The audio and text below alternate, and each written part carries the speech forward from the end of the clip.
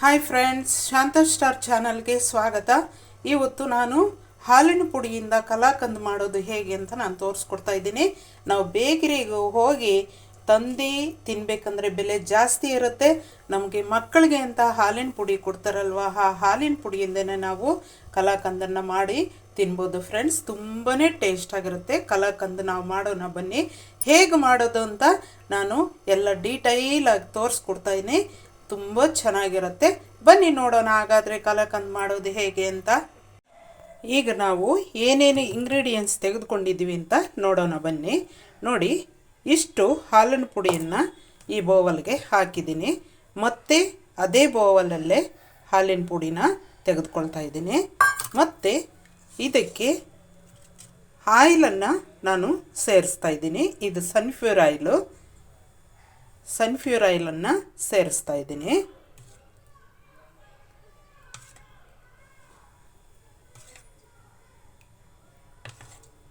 ಐದು ಸ್ಪೂನಷ್ಟು ಈ ಸ್ಪೂನಲ್ಲಿ ಸೇರಿಸಿದ್ದೀನಿ. ಇದನ್ನೆಲ್ಲ ನೀಟಾಗಿ ಮಿಕ್ಸ್ ಮಾಡ್ಕೊಳ್ಳೋಣ. ಈಗ ಇನ್ನೂ ಒಂದು 2 ಸ್ಪೂನಷ್ಟು ಆಯಿಲನ್ನು ಸೇರಿಸ್ತಾ ಇದ್ದೀನಿ. ಇದನ್ನು ಕೂಡ ನೀಟಾಗಿ ಮಿಕ್ಸ್ ಮಾಡ್ಕೊಳ್ಳೋಣ. ಈ ಮಿಕ್ಸ್ ಮಾಡಿಕೊಂಡಂತಹ ಇಂಗ್ರೀಡಿಯೆಂಟ್ಸ್ ಜೊತೆಗೆ ನಾನು ಮತ್ತೆ ಹಾಲನ್ನು ನೋಡಿ ಇಷ್ಟು ಸೇರಿಸ್ತಾ ಇದ್ದೀನಿ. ಈ ಹಾಲಿನ ಜೊತೆ ನೀಟಾಗಿ ಮಿಕ್ಸ್ ಮಾಡ್ಕೊಳ್ಳೋಣ. ಈಗ ಸ್ವಲ್ಪ ನೀರನ್ನು ಸೇರಿಸಿ ಆ ನೀರು ಸಮೇತ ನಾನು ಮಿಕ್ಸ್ ಮಾಡ್ಕೊಳ್ತಾ ಇದ್ದೀನಿ.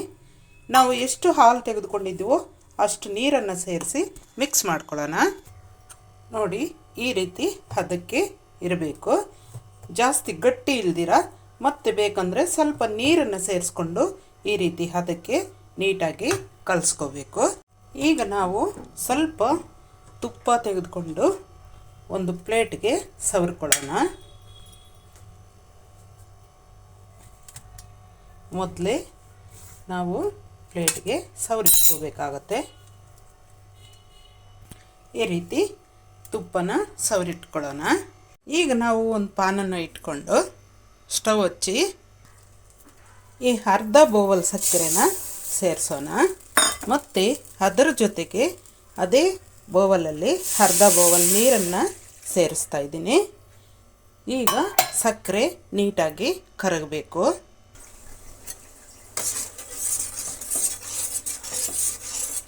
ಸಕ್ಕರೆ ಚೆನ್ನಾಗಿ ಕರಗಿಬಿಟ್ಟು ಸ್ವಲ್ಪ ಪಾಕದ ಥರ ಬರಬೇಕಾಗತ್ತೆ.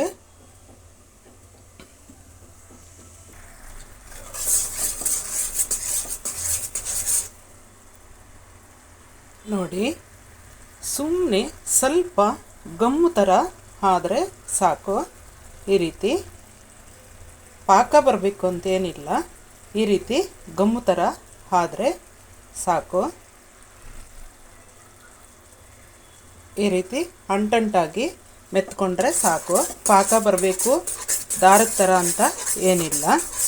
ಈಗ ನೋಡಿ, ಈ ರೀತಿ ಬುಗ್ಗೆ ಥರ ಬರ್ತಾ ಇದೆಯಲ್ಲ, ಆ ರೀತಿ ಬರಬೇಕು. ಈಗ ನಾವು ಈ ಮಿಕ್ಸ್ ಮಾಡಿರುವಂತಹ ಹಾಲಿನ ಪುಡಿನ ಸೇರಿಸ್ತಾ ಇದ್ದೀನಿ. ನೀಟಾಗಿ ಎಲ್ಲ ಸೇರಿಸ್ಬಿಡೋಣ.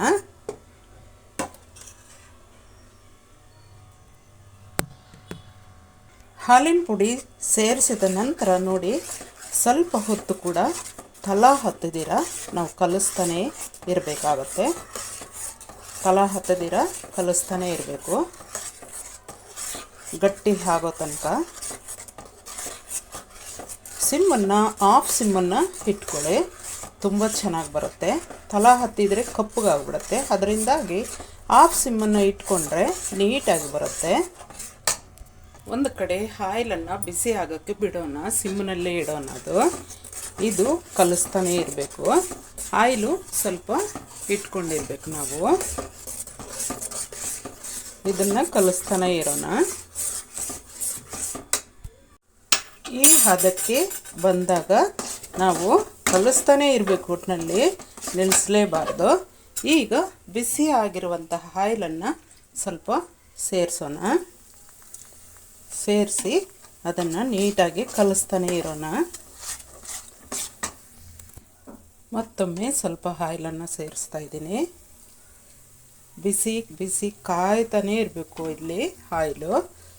ಅದನ್ನು ಬಿಸಿ ಬಿಸಿದನ್ನು ಸೇರಿಸ್ತಾ ಇರಬೇಕು ನಾವು ಆಗಾಗ.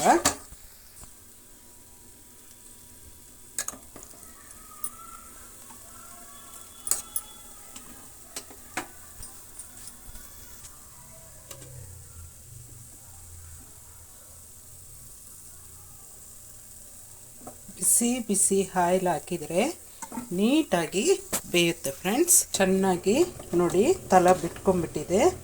ಈ ರೀತಿ ಆಗೋ ತನಕ ನಾವು ಇದನ್ನು ಬೇಯಿಸ್ಕೋಬೇಕು. ಈಗ ಸ್ಟವನ್ನು ಆಫ್ ಮಾಡ್ತಾಯಿದ್ದೀನಿ. ಈಗ ನಾವು ಈ ಪ್ಲೇಟ್ಗೆ ಎಲ್ಲ ಹಾಕ್ಕೊಳ್ಳೋಣ. ಈ ರೀತಿ ಮಾಡಿಕೊಂಡು ಸ್ವಲ್ಪ ಹೊತ್ತು ಹೀಗೆ ಕೈಯಿಂದ ಮಾಡಿ ಹಾರಲಿಕ್ಕೆ ಬಿಟ್ಬಿಡೋಣ ಫ್ರೆಂಡ್ಸ್. ಒಂದು 5 ನಿಮಿಷ ಆರಿದ ತಕ್ಷಣ ನೋಡಿ ಈ ರೀತಿ ಕಟ್ ಮಾಡ್ಕೊಳ್ಳೋಣ. ಈ ಕಡೆನೂ ಅಷ್ಟೇ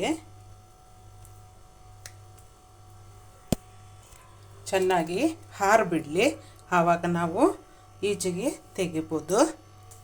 ಈಗ ನಾವು ಕಲಾಕಂದು ತೆಗೆದು ಒಂದು ಪ್ಲೇಟ್ಗೆ ಇಡೋಣ. ಕಟ್ ಮಾಡಿದ್ದೀನಲ್ಲ ಆಗಲೇ. ತುಂಬಾ ಚೆನ್ನಾಗಿರುತ್ತೆ ಫ್ರೆಂಡ್ಸ್. ಕಲಾಕಂದ್ ಸೂಪರಾಗಿರುತ್ತೆ ನೋಡಿ ಎಷ್ಟು ಚೆನ್ನಾಗಿದೆ ಅಂತ.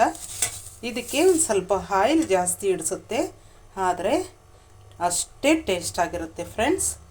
ನೋಡಿ ತುಂಬಾ ರುಚಿಕರವಾದಂತಹ ಕಲಾಕಂದು ಇದು. ಈ ರೀತಿ ಎಲ್ಲ ಮಾಡಿಕೊಡೋಣ ಮಕ್ಕಳಿಗೆ, ನಾವು ತಿನ್ಬೋದು. ಪ್ಲೇಟ್ಗೆ ಜೋಡಿಸ್ತಾ ಇದ್ದೀನಿ.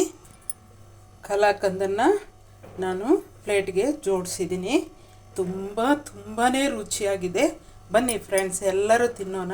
ತುಂಬಾ ಟೇಸ್ಟಾಗಿದೆ. ನೀವು ಎಲ್ಲ ಮಾಡೋ ಅಷ್ಟರಲ್ಲಿ ಒಂದು 20 ನಿಮಿಷ ಆಗ್ಬೋದು ಅಷ್ಟೇ. ತುಂಬಾ ಟೇಸ್ಟಾಗಿರುತ್ತೆ. ಆಯಿಲ್ ಒಂದು ಸ್ವಲ್ಪ ಜಾಸ್ತಿ ಇಡಿಸುತ್ತೆ, ಆದರೆ ಗರಿಯಾಗಿ ಚೆನ್ನಾಗಿ ಬರುತ್ತೆ. ಎಷ್ಟು ಚೆನ್ನಾಗಿದೆ ಅಂತಂದರೆ ಮೈಸೂರು ಪಾಕ್ಗಿಂತ ಬಹಳ ರುಚಿಯಾಗಿದೆ ಫ್ರೆಂಡ್ಸ್ ಕಲಾಕಂದು. ಎಲ್ಲರೂ ಮಾಡಿ ನೋಡಿ, ತಿಂದು ನೋಡಿ. Thank you very much.